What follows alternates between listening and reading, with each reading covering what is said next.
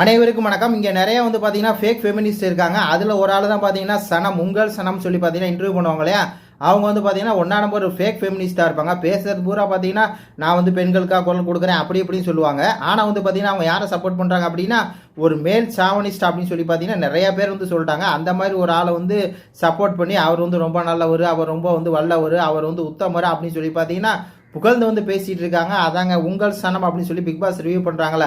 Big pass 4வது சீசன்ல எல்லாம் போனாங்க இல்லையா, உங்கள் சனம் செட்டி அவங்க தான் என்ன சொல்கிறாங்க அப்படின்னா தினேஷோட கேம் பிளேயில் வந்து ஒரு குறை கூட சொல்ல முடியாது. சூப்பரான கேம் பிளே, அவரை மாதிரி யாராலையுமே வந்து கேம் பிளே வந்து பண்ணவே முடியாது. அவர் பேரில் வந்து ஒரு நெகட்டிவ் சைடு கூட ஒன்றுமே கிடையாது. அப்படியே அவர் வந்து உத்தமன் அப்படிங்கிற மாதிரி வந்து பேசுறது மட்டும் இல்லாமல் அவர் வந்து கேப்டன்சி வந்து சூப்பராக பண்ணார்.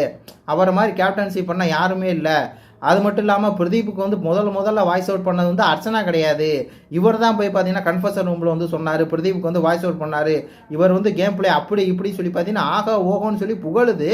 சரி, ஃபேக் ஃபெமினிஸ்ட்டு அதே உங்களுடைய தினேஷ் வந்து என்ன சொன்னார் அப்படின்னா நம்மளாம் இறங்கி அடித்தா டார்ச்சர் தாங்காமல் ஓடிடுவாங்க அப்படின்னு சொல்லி ஒரு பெண்ணை பார்த்து ஓப்பன் அவ்வளோ கேமரா முன்னாடி வந்து சொல்கிறாரு, நம்மளாம் இறங்கி அடித்த டார்ச்சர் தாங்காமல் அவங்க வந்து ஓடி போயிடுவாங்க அப்படின்னு சொல்லி. அதை பற்றியா நீங்கள் பேச மாட்டேறீங்க? அது உங்களுக்கு இதுதான் வந்து நெகட்டிவே இல்லாத ஒருத்தரா? இதுதான் வந்து உங்கள் நெகட்டிவ் இல்லாததுக்கு இதுதான அர்த்தமா? எல்லாம் வந்து வேஸ்ட்டு. ஒரு எப்படி சொல்கிறது அப்படின்னா இவங்க பூரா வந்து காசுக்கு மாறடிக்கிற கூட்டம். சனமெல்லாம் வந்து பார்த்தீங்கன்னா எனக்கு தெரிஞ்சு தினேஷ்ட வந்து காசு வாங்கிட்டு தான் இவ்வளோ கேவலமாக பேசுது. அதாவது அந்த சக்கரை மேட்டருக்கு வந்து இன்னும் விடுவு காலமே பறக்கலை. அப்போ நீ அதையா சொல்லாமல, சக்கரை மேட்டை தவிர மற்ற எல்லாம் கூட அப்படி சொல்லாமல. கடைசி வரையும் கமல் சார் கேட்கல, பிக் பாஸும் கேட்கல, யாருமே கேட்கல. அந்த ஆள் அவ்வளோ திமிரா உட்காந்து பேசினாரு, நீ வந்து சக்கரை திட்டி வச்சுக்கிட்ட, சக்கரை வந்து வயிற்றுக்குள்ளே போயிடுச்சு அப்படி இப்படின்னாரு. அதுக்கு நீ பேசு. பெண்களுக்காக வந்து பார்த்தீங்கன்னா பெண்களே பேச மாட்டாங்க. ஆனால் வந்து பெரிய வந்து ஃபெமினிஸ்ட்டு, பெண்களுக்காக குறை கொடுப்பேன், பெண்களுக்காக நிற்பேன் அப்படின்னு சொல்லி பார்த்தீங்கன்னா இந்த போன்றவர்கள்லாம் பேசுவாங்க.